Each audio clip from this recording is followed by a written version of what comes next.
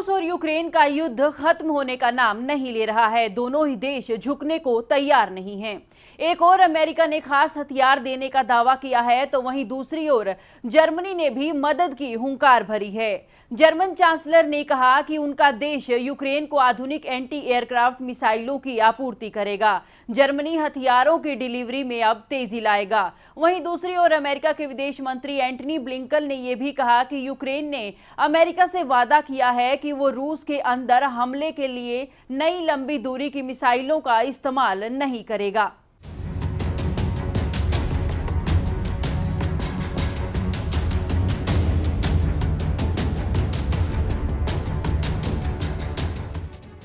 Ukraine को मजबूत बनाने के लिए अब कई देश जुट गए हैं। पहले अमेरिका ने मदद की बात कही, लेकिन अब जर्मनी भी आगे आया है। अमेरिका के विदेश मंत्री एंटनी ब्लिंकन ने रूस और यूक्रेन के बीच अभी कई महीनों के संघर्ष की चेतावनी दी है। इसके साथ ही उन्होंने कहा कि यूक्रेन ने अमेरिका से वादा किया है कि वो रूस के अंदर हमले के लिए नई लंबी दूरी की मिसाइलों का इस्तेमाल नहीं करेगा।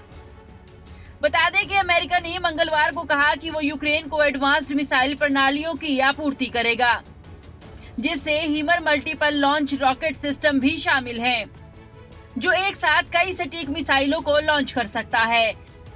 हालांकि राष्ट्रपति जो बाइडेन ने कहा कि संयुक्त राज्य अमेरिका रूस के अंदर हमलों का समर्थन नहीं करेगा।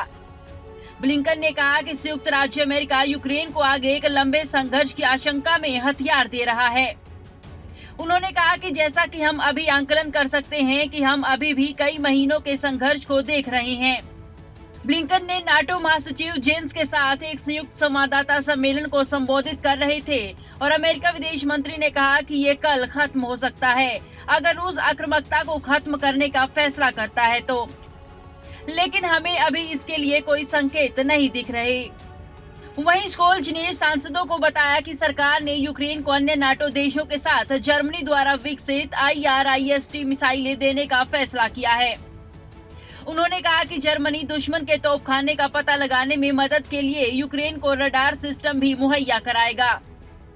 बता दें कि अमेरिका राष्ट्रपति जो बाइडेन ने यूक्रेन को उन्नत रॉकेट सिस्टम प्रदान करने पर सहमति व्यक्त की है, जो लंबी दूरी के रूसी लक्ष्यों पर सटीक रूप से हमला कर सकता है।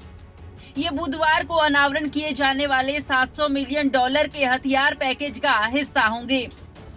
हालांकि अब देखना होगा कि यूक्रेन इन देशों की सहायता से कितना मजबूत हो पाएगा। न्यूज़ डेस्क, खबरें अभी तक।